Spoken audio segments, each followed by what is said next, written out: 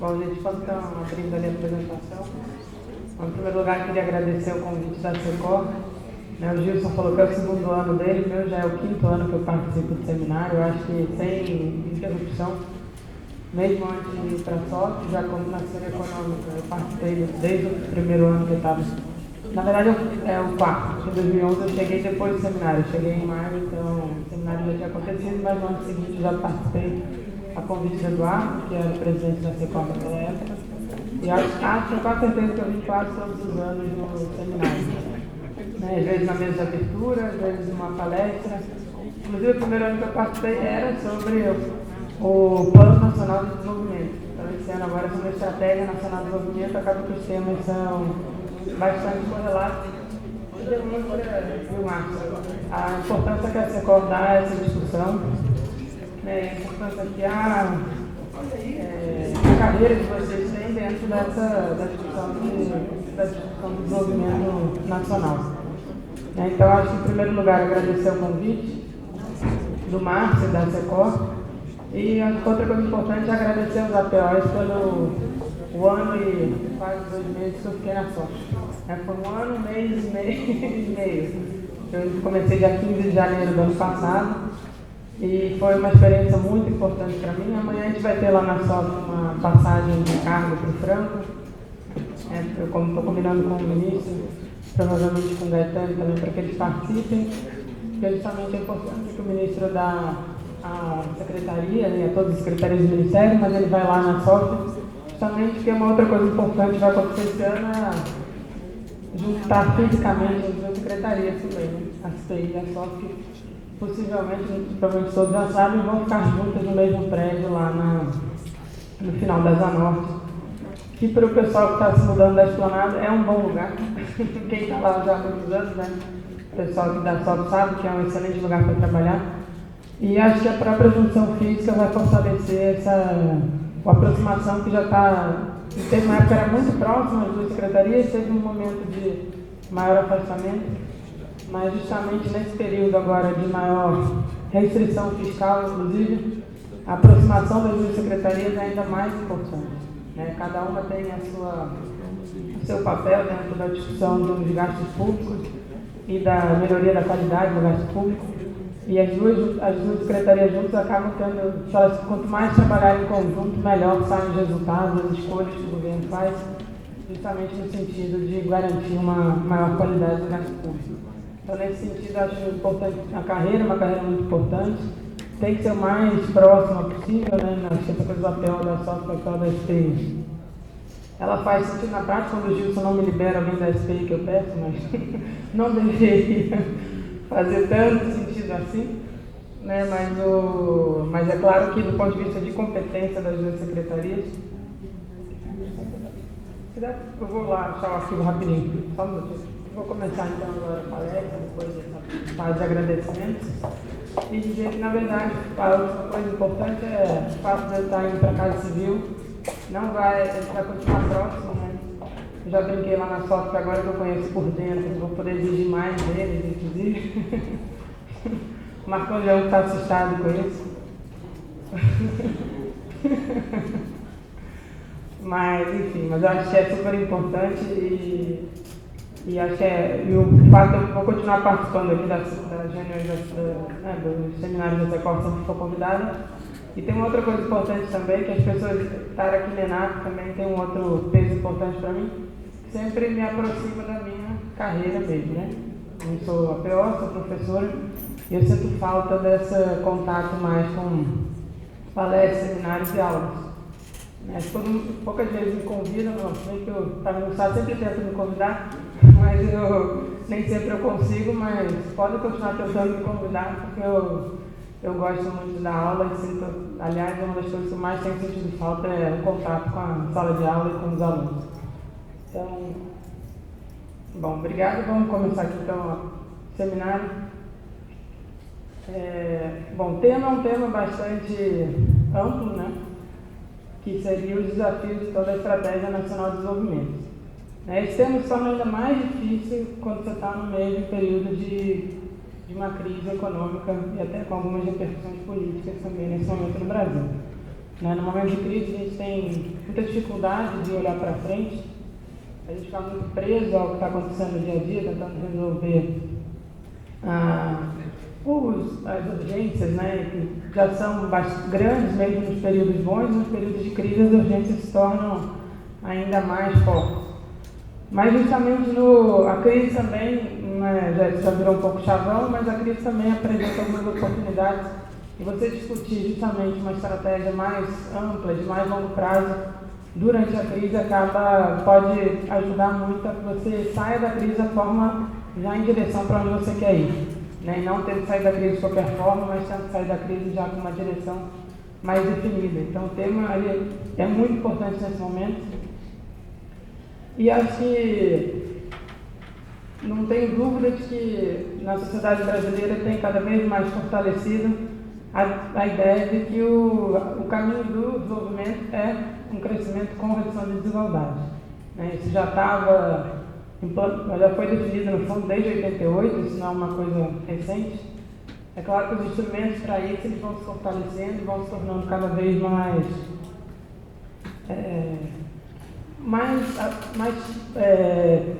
com mais precisão para poder fazer isso. Né? Então você teve toda uma evolução, desde a Constituição até o momento que a gente está vivendo hoje, né? Com uma aceleração da redução da desigualdade nos períodos mais recentes.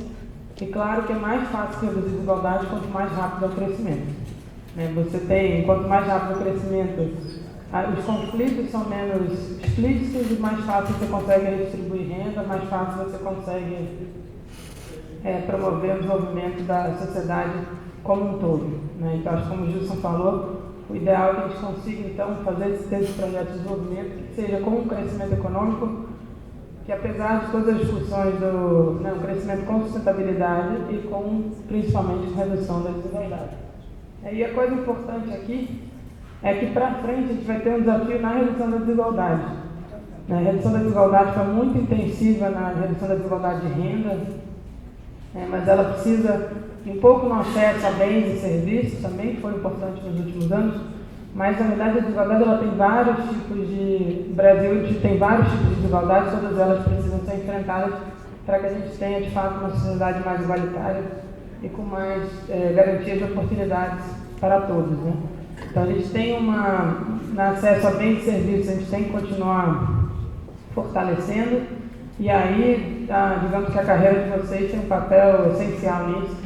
Grande parte da redução dos acessos, da redução da desigualdade de acesso a serviços, principalmente, passa pelas escolhas públicas e pela distribuição de recursos públicos nisso, né, seja no nível federal e seja no nível subnacional. A gente sabe que o nível federal acaba tendo um papel também importante nos níveis subnacionais. E aí a gente vai indo para desigualdades cada vez mais difíceis, a desigualdade de acesso ao patrimônio, né, e a gente teve alguns avanços nessa área recentemente, principalmente num patrimônio importantíssimo, que é o acesso à moradia. Mas a gente precisa melhorar o acesso à riqueza como um todo, né? Uma distribuição melhor da riqueza no país como um todo. E a desigualdade regional, que também tem sido enfrentada, mas que também é um fator que acaba fomentando cada vez mais a desigualdade no Brasil. Bom, mas aí quais são os desafios para que a gente faça isso? O primeiro é no plano internacional. A gente realmente fica uma discussão, o problema do Brasil é internacional ou é interno? É os dois, né? A gente está vivendo um momento de crise que tem tanto fatores externos quanto fatores internos. E os fatores externos, eles estão presentes para o mundo como um todo. A gente teve o grande boom da economia mundial da década de 2000, puxado por dois principais países, os Estados Unidos e a China. Na verdade, uma dinâmica muito importante entre esses dois países. Um puxava um importava o produto do outro e o outro importava do resto do mundo, e isso fazia com que o mundo inteiro crescia e, consequentemente, para os países de desenvolvimento, com melhorias nos seus termos de troca, com uma série de benefícios para as economias emergentes, em particular aqui no Brasil. Mas a Europa, que agora passeio novo, a Europa está sempre com algum fator de crise. Né? A atual é se a Inglaterra sai ou não da União Europeia, que o pessoal já criou uma nova expressão. que acaba deixando a Europa naquela tentativa de se recuperar e voltar, e mesma coisa do Japão, né? Também é um outro país importante que a gente não sabe se vai ou não vai. E a desaceleração da China e uma certa dúvida sobre o que vai acontecer com os Estados Unidos deixa o mundo inteiro apreensivo, né? A reunião do G20 da semana passada novamente colocou a necessidade de alguma concertação mundial para que a gente consiga resolver isso ao nível internacional, com benefício para todos. A gente tem visto, na verdade, desde a crise, uma dificuldade dessa nova concertação mundial. Acho que na última vez que aconteceu uma crise tão grande, a gente precisou de uma guerra mundial para poder que os países se tocassem e precisavam fazer alguma coisa. Acho que dessa vez, pouca chance de uma guerra mundial, porém, ainda estamos continuamos no mesmo processo que foi na década de 30, que é uma dificuldade dos países entenderem que precisa ter uma coisa mais harmoniosa e não tão competitiva como tem sido desde a crise, né? Então, sem dúvida, é um desafio importante. Com isso, como é que isso chega no Brasil de forma mais clara?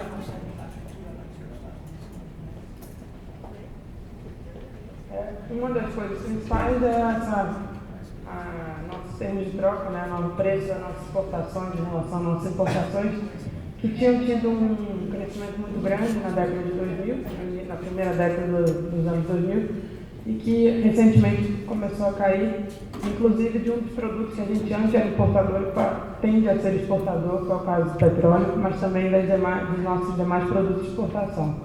E sem dúvida, se a gente pega essa curva que vai desde os anos 1900 e a gente correlaciona isso com o crescimento, a gente vai ver que tem uma correlação muito grande no Brasil. Os períodos onde a gente tem maior afrouxamento das restrições externas, consequentemente de uma economia mundial dando mais condições de crescimento, é quando a gente consegue ter um avanço importante. Mas também foi um período de crise também que o Brasil conseguiu de alguma maneira dar alguns saltos. Então, de novo, aqui você tem o efeito da crise sendo um problema, mas também sendo uma oportunidade. Então, claramente, isso é uma coisa que torna um desafio para a nossa estratégia de desenvolvimento. De novo, foi para o lado errado.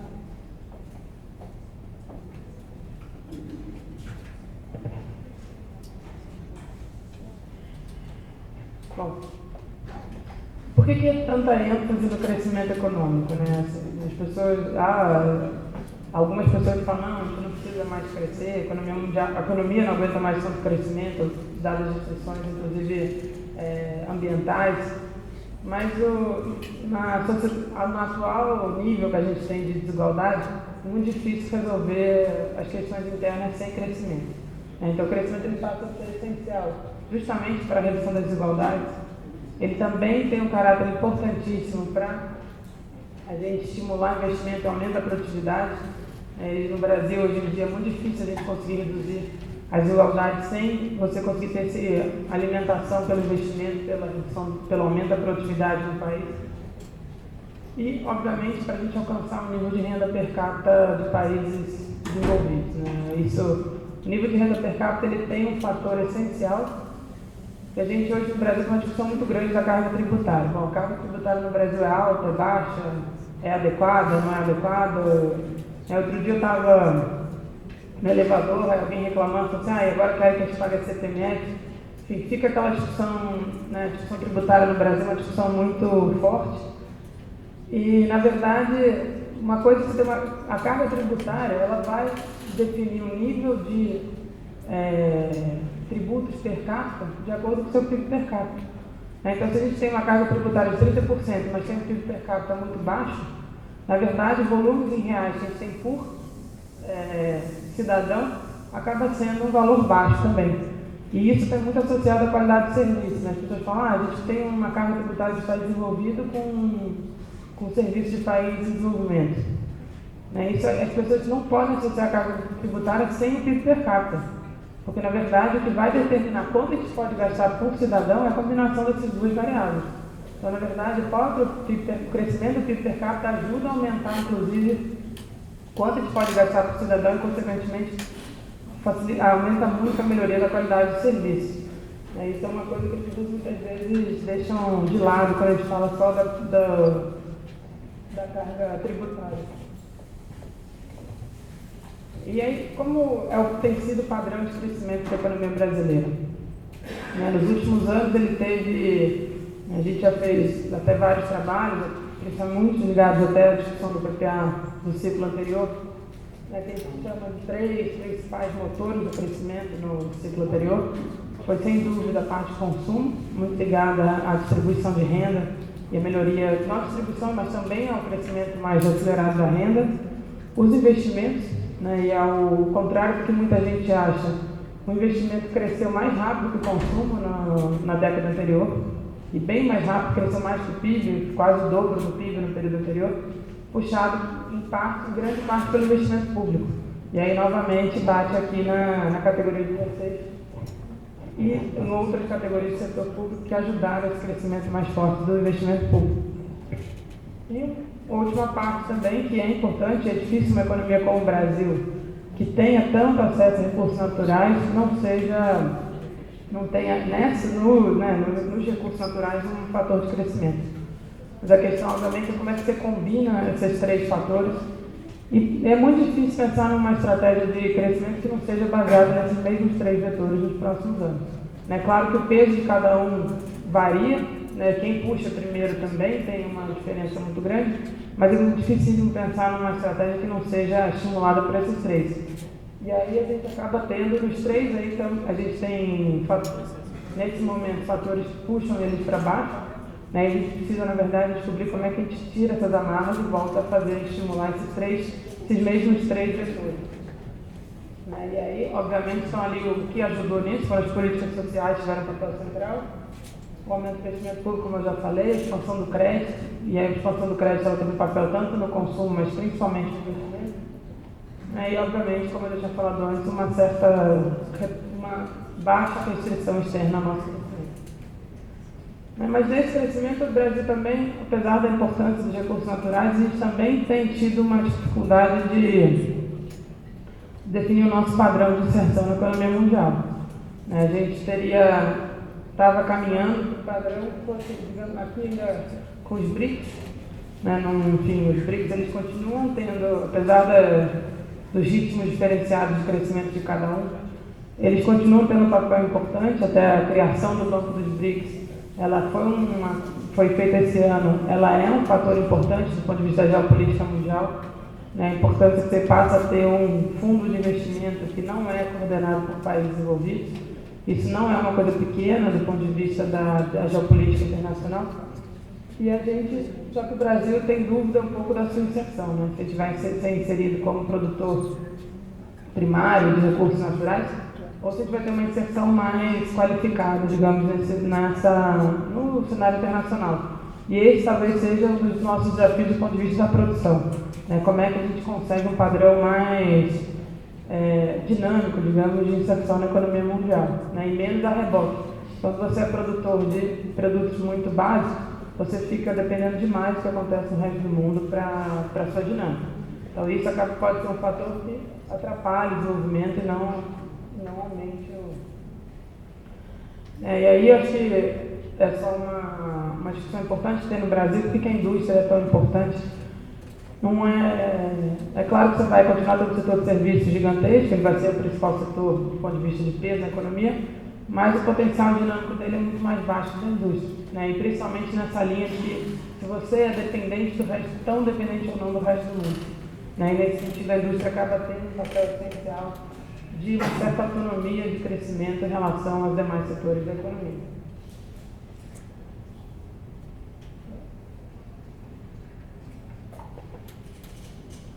Vou lá aqui.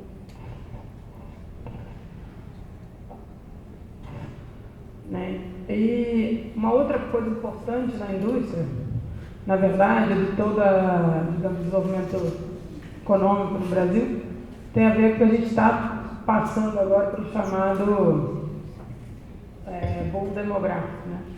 A gente, apesar de estar discutindo agora a Previdência, e essa é uma discussão que eu vou terminar com a discussão fiscal, principalmente dada a importância para essa carreira da discussão fiscal, mas o boom demográfico ele serve tanto para a discussão fiscal, mas principalmente para a discussão produtiva.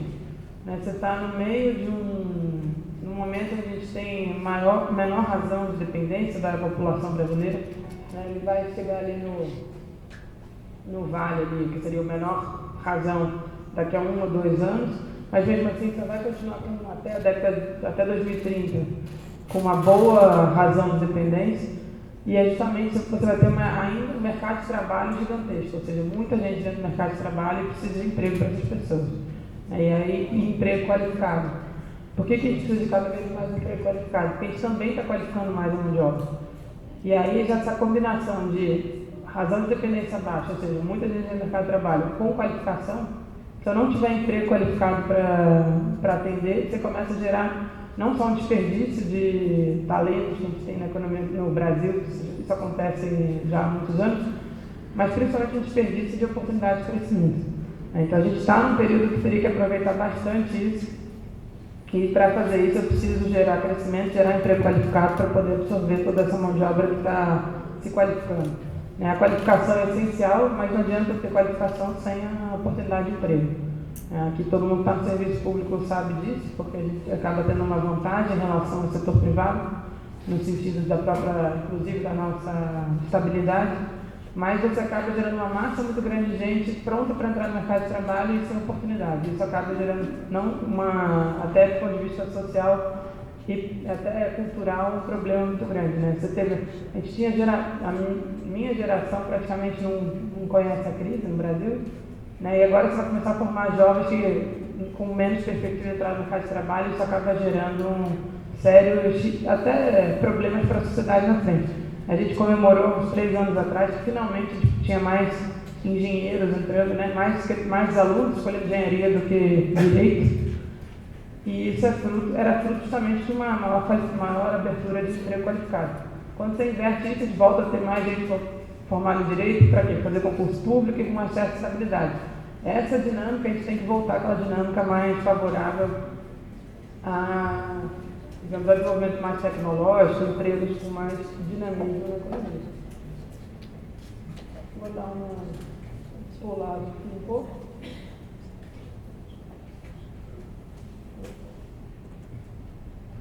E aí, obviamente, a gente tem um canal importante para que isso aconteça, né? E claro que é difícil pensar nisso nesse momento de baixo crescimento, mas tudo indica que a gente vai ter uma retomada ainda já nesse final de ano, até por efeitos estatísticos, em parte, mas também por efeitos de você chegar num ponto que você começa a ter.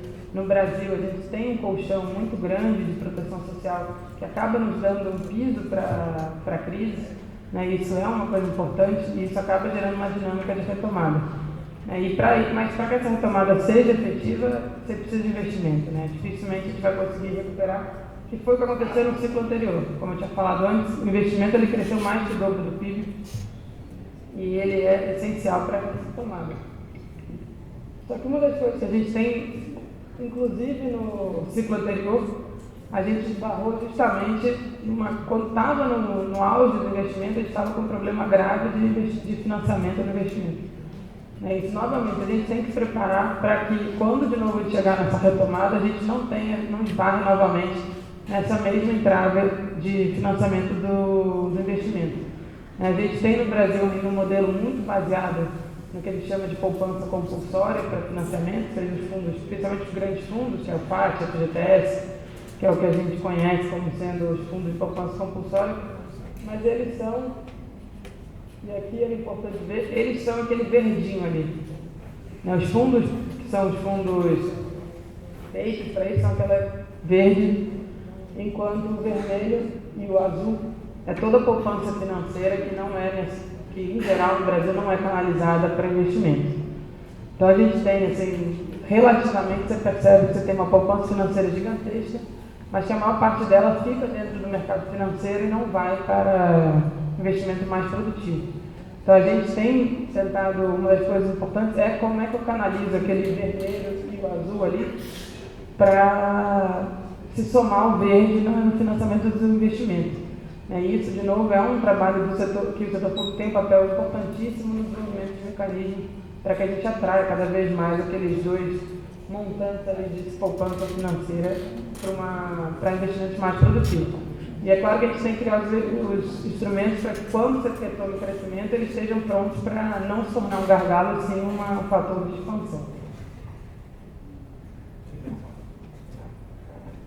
E agora, entrando em umas questões mais conjunturais, que eu investi aqui, normalmente a gente começa pelo conjuntural para chegar no estrutural, mas principalmente pela importância para a carreira, eu vou ter que fazer primeiro as questões estruturais e depois as questões mais conjunturais. Eu acho que tem uma questão importante no Brasil, e aí na discussão de distribuição de renda, a inflação é essencial. A inflação baixa ela é um fator importante para melhor distribuição de renda. Só que a gente tem um papel também que vai além da discussão do Banco Central, de taxa de juros, etc., que a gente precisa melhorar alguns mecanismos para que a gente não tenha surtos inflacionários como a gente observa no Brasil de vez em quando. Então a gente tem um problema grave na parte agrícola, que em qualquer país esse é um fator importante de pressão inflacionária, justamente pelas intempéries climáticas e quebras de produção. Então a gente tem feito um mecanismo, o Brasil tem diversos mecanismos de incentivo à produção agrícola e ela tem que ser mais voltada para uma melhora da tecnologia. Tem discutido isso já com o pessoal do MAPA, como é que a gente melhora justamente financiamentos mais voltados para a produção que seja menos sujeita a mudanças climáticas.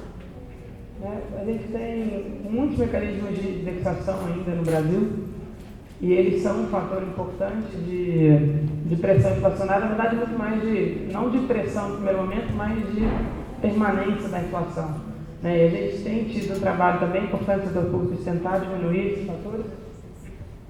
E a outra, sem dúvida, que também bate aqui, é a oferta de serviços públicos. Quanto mais serviços públicos a gente tem, até a gente esse ano espera fazer a nova POF, que deve apontar para mais uma vez uma redução de alguns serviços privados nas cestas de consumo das famílias, também ajuda muito na redução da pressão de alguns setores de serviços na inflação. Então, esses são mecanismos que estão além do Banco Central, que são importantíssimos para a gente manter uma inflação mais estável, que corrobore então com a estratégia de redistribuição de renda no Brasil. E o outro, do ponto de vista mais conjuntural também, é o reequilíbrio fiscal. E, na verdade, se a gente olhar desde a crise, a discussão fiscal ela mudou de patamar. Não foi só no Brasil. Você teve, inclusive, importantes artigos publicados por diversos acadêmicos, mas por organismos internacionais, em especial o FMI, falando das novas regras fiscais. A gente tem visto diversos países passando por períodos de reequilíbrio fiscal. O Brasil foi quando teve a crise. A gente tinha um colchão fiscal importante, os superávites fiscais dos anos anteriores tinham feito que a gente reduzisse bastante a dívida pública, tinha dado alguma margem importante de espaço fiscal para que fossem feitas políticas anticíclicas. E, na verdade, a gente usou esse espaço e a não recuperação econômica tão forte acabou esgotando um pouco esses mecanismos nos últimos anos. E a gente está agora, como outros países tiveram logo após a crise, se a gente olhar, a maior parte dos países, em 2009, 2010, mergulharam os resultados fiscais deles, o Brasil não. Na verdade, a gente só foi ter uma queda mais forte em 2014. E, na verdade, a gente prolongou por um tempo, mas chegou no Brasil também o mesmo mecanismo que aconteceu em outros países. E é uma necessidade de reequilíbrio fiscal importante. Mas o que a gente observa nos países, tirando a Alemanha, que é um caso muito particular, todos os outros demoraram alguns anos para conseguir retomar os seus níveis de resultado fiscal próximos ao período pré-crise. Tudo indica que o Brasil também vai ter uma estratégia mais suave do que a gente imaginava no primeiro momento. Chegou-se a pensar que em 1 ano, 2 anos, você conseguiria rapidamente retomar o superávit de 2% do PIB, que é o superávit possivelmente necessário para manter a estabilidade da dívida pública. Mas o que tudo indica é que a gente, na verdade, vai ter um pouco mais, essa retomada vai ser um pouco mais suave e vai depender, claro, do ritmo de crescimento econômico, você vai acelerar mais ou menos, e de outras questões importantes do ponto de vista até legislativo, de mudanças no regime tributário no Brasil. Uma coisa importante na questão fiscal no Brasil Isso aqui são os países da América Latina. Isso aqui é o Brasil na ponta. Isso aqui é um dado que a CEPAL calcula no panorama fiscal que eles publicam anualmente, o efeito para a distribuição de renda das políticas fiscais. E aqui é a média da América Latina. Está em 9,1 e é puxada basicamente pelos 3 países aqui da ponta, 4, incluindo a Costa Rica, que são os países que têm uma política fiscal mais ativa do ponto de vista, obviamente, tanto de arrecadação quanto de despesa pública. No Brasil, a política fiscal ela tem um papel central nessa estratégia de distribuição de renda. Isso aqui fica muito claro nesse gráfico comparado com os demais países da América Latina. Mas quando a gente compara a América Latina com a Europa, a gente percebe que a gente ainda está muito aquém nesse papel da política fiscal na redistribuição de renda. Aqui, agora eles comparando aqui a OCDE e a União Europeia. O que é esse gráfico? O que é esse gráfico aqui cheio de bolinhas e quadradinhos? Na verdade é o índice de Gini antes e depois da política fiscal. Então tem o índice de Gini bruto, seria o índice de Gini se não houvesse política fiscal no país, é um quadradinho. E a gente percebe que a Europa, sem política fiscal, ela não é muito melhor que a América Latina. Na verdade, ela estaria aqui na média da América Latina, que seria uma distribuição de renda bruta, pré-atuação da política fiscal. E depois a gente tem a atuação da política fiscal do ponto de vista da tributação e dos gastos públicos. E quando a gente faz essa distribuição e a gente apura o índice de Gini, que é de fato a renda disponível das famílias, a Europa vai para o índice de Gini lá embaixo. Que é justamente a política fiscal que está fazendo todo o trabalho aqui de redistribuição de renda na Europa.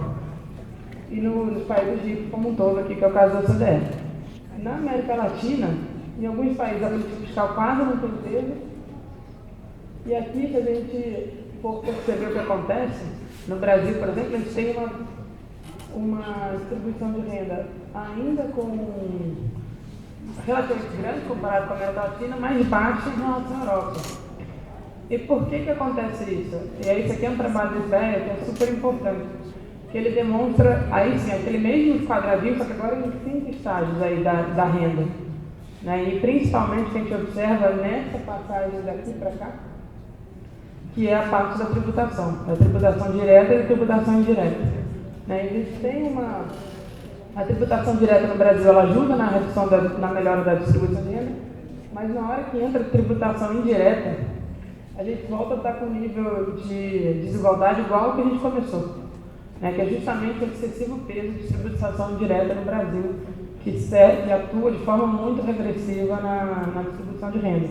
E aí só com os gastos públicos é que a gente consegue melhorar novamente a distribuição da renda no Brasil.